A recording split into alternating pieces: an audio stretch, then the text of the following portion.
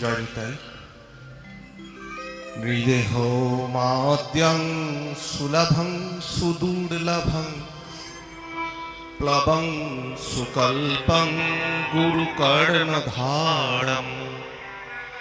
ময়ানুকূলেন নভস্বতেরিতং পুমাन् ভবাব্ধিং নতরেৎ স আত্মহা। উপস্থিত ভাগবত কথারস পিপাসু রসিক সজ্জন, যারা এই কথা মকরন্দের লোভে ভক্ত ভ্রমর হয়ে এখানে এসেছেন, সবার শ্রীচরণে ভুলুণ্ঠিত প্রণাম নিবেদন করছি। কথা ব্যাস আমার দাদা আমাকে স্নেহ প্রশ্রয়ে বারবার ভালোবাসে, তাই আসি বারবার। তো ভাগবতের মঙ্গলাচরণ শ্লোক আমরা আস্বাদন করলাম। নিগম কল্পতরর গলিতং ফলম, এই শ্লোকের সাথেই আমাদের বরাহনগর পাটবাড়ির একজন বিখ্যাত ভাগবত প্রবক্তা ছিলেন, যার নাম ছিল কেদার পণ্ডিত। আমরা শুনেছি গুরু পরম্পরাক্রমে যে তিনি যখন ব্যাসাসনে বসতেন, গাছের উপরে চড়ে নাকি মানুষজন পাঠ শুনত। তো আমাদের গুরু পরম্পরাক্রমে তিনি জ্যাঠামশাই হন। সেই কেদার জ্যাঠামশাইয়ের একটি গ্রন্থে আমি পেয়েছি এই নিগম কল্পতরর গলিতং ফলম ভাগবতের মঙ্গলাচরণের শ্লোকের ব্যাখ্যা প্রসঙ্গে মনে পড়ল, তাই নৃদেহ মাদ্যং সুলভং সুদুর্লভং এই শ্লোকটি আবৃত্তি করলাম। তিনি বলছেন, শোনো ভাই, এই নরবপু আমরা পেয়েছি, এটিও শ্রীমদ্ ভাগবতের শ্লোক। এই নরবপু আমরা পেয়েছি, নরদেহটা আমরা পেয়েছি। এই নরদেহটা একটি নৌকা স্বরূপ। নৃদেহং আদ্বাম সুলভম, এই দেহটা একাধারে সুলভ, আবার সুদুর্লভম, আবার দুর্লভ। কত জনি অতিক্রম করে আমাদের এই নরদেহ। প্লবং সুকল্পং গুরু কর্ণধারম, আমাদের শ্রী গুরুদেব স্বয়ং কাণ্ডারী স্বরূপে আমাদের এই নরদেহটাকে ধন্য করতে পারেন, যার ফলে আমরা ভেসে থাকতে পারি। কিন্তু একটি দুর্ভাগ্যের কথা কি জানো? যদি গুরুরূপ কাণ্ডারী পেলাম, ভগবান সর্বদাই তার অনুকূল বাতাস আমাদের দিকে বইছেন। আপনারা শুনলেন ব্যাসদেব স্বয়ং বলছেন যে শুধুমাত্র ভাগবত আমি শুনবো, শ্রবণ করব, এই অনুচিন্তন যদি হৃদয়ের মাঝে আসে, তাহলেই কিন্তু আমাদের সার্বিক মঙ্গল হয়ে যায়।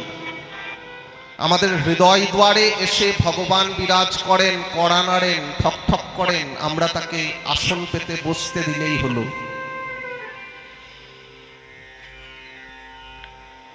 সেই সূত্র ধরে ভাগবতকার এই শ্লোকে বলছেন যে ভগবান তার কৃপারূপ অনুকূল বাতাস সর্বদা আমাদের জন্য প্রবাহিত করছেন। আমরা গুরুরূপ কাণ্ডারী পেলাম,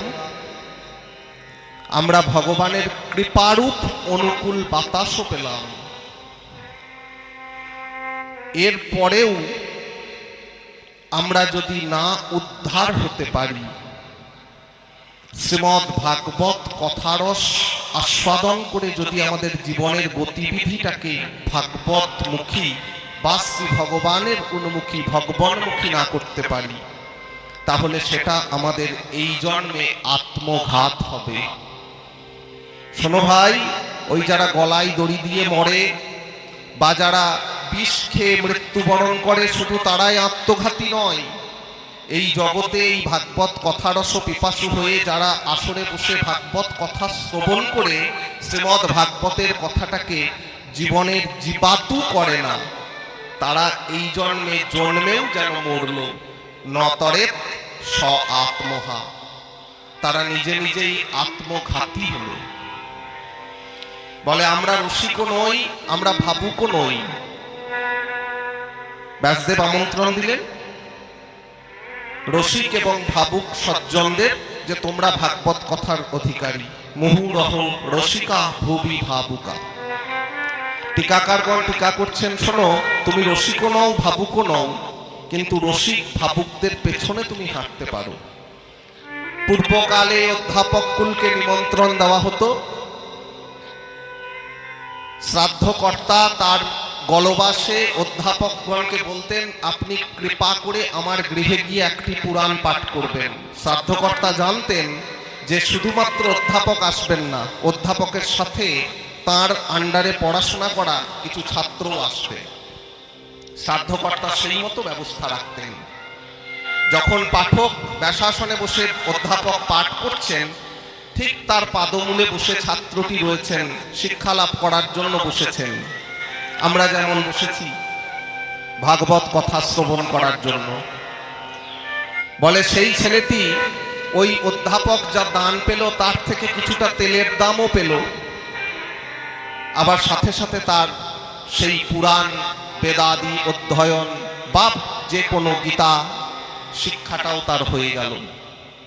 ঠিক তদ্রূপ আমরা সেই সজ্জন, সেই মহাজন যারা আমাদেরকে পথ দেখিয়েছেন, তাদের পাদমূলে বসে আমরা যদি অনুসরণ করার চেষ্টা করি, অনুপান ভক্ত কথার সাথে মিশিয়ে মিশিয়ে যদি ভাগবত কথাকে আমরা আস্বাদন করি, তাহলে আমাদের এই দুর্বল জীবনটা, চৈতন্য চরিতামৃত বলছেন যে অনুপান বিনে ভক্তের দুর্বল জীবন। ডাক্তারবাবু আপনাকে ওষুধ দিয়েছেন, বললেন শুনুন ওষুধটা খাবেন, কিন্তু ওষুধের সাথে একটা অনুপান আছে, একটা টোটকা দিচ্ছি, আপনি ওষুধটা খাবেন কিন্তু তার সাথে আপনার জীবনে কোনোদিন নেশা করা যাবে না। যদি নেশা করেন তাহলে এই ওষুধ কাজ করবে না। আপনি ওষুধও খাচ্ছেন, নেশাও করছেন, রোগ সারবে না, জীবনটা দুর্বলই রয়ে যাবে। ঠিক সেই রূপ এই ভাগবত আমাদের বিষয়মল, বিষয় বিষটাকে দূরীভূত করে আমাদের হৃদয়টাকে পবিত্র করে, পুত করে। তাই মন বিনাশিনী এই ভাগবত, যেটি আমাদের দেহের মল তো আমাদের বিনাশ হয়, কিন্তু আমাদের মনের মল বিনাশিনী এই শ্রীমদ্ ভাগবত। আমরা সেই রসিক এবং ভাবুক যে ভক্তকুল, যারা দীর্ঘদিন ধরে আমাদের পথ দেখিয়ে আসছেন, দীর্ঘকাল ধরে আমাদের পথ দেখিয়েছেন, তাদের পদাঙ্ক অনুসরণ করব এবং তাদের পাদমূলে বসেই শ্রীমদ্ ভাগবত কথা আস্বাদন করার চেষ্টা করব। আমি আর বিশেষ কিছু বলছি না। সবার শ্রীচরণে আমার পুনঃ পুনঃ সশ্রদ্ধ প্রণাম। সবাই অত্যন্ত আন্তরিকভাবে এই ভাগবত কথারস আস্বাদন করুন এবং আমার বিশেষ অনুরোধ, এই কথারসটা যেন আমাদের জীবনের জীবাতু হয়, আমরা যেন আমাদের হৃদয়ঙ্গম করে এই কথারসটাকে নিয়ে সারা জীবন চলতে পারি, আমাদের তাহলেই সবার মঙ্গল। জয় নিতাই, জয় গৌর, জয় নিতাই গৌর, নিতাই গৌর, নিতাই গৌর। বীরভূমবাসী আমরা পতিত পাবন নিতাই চাঁদের জয়ধ্বনি দিতে প্রথমত অভ্যস্ত এবং তার অভিন্ন কলেবর শ্রীমন মহাপ্রভু লোচন দাস ঠাকুর বর্ণনা করেছেন। অভিন্ন চৈতন্য তনু ঠাকুর অবধূত নিত্যানন্দ রাম বন্দ রোহিণী কসুত। যিনি রোহিণীর পুত্র বলরাম, তিনি অভিন্ন চৈতন্য তনু। তাই বীরভূমবাসী হিসাবে পতিত পাবন নিতাই চাঁদের জয়ধ্বনি দিয়ে আমি আমার এই বিশেষ বক্তব্য এখানে বিশ্রাম দিচ্ছি। আবার সকলে ভাগবতী কথায় ফিরে আসুন। Nitai Gour horrible, horrible, horrible.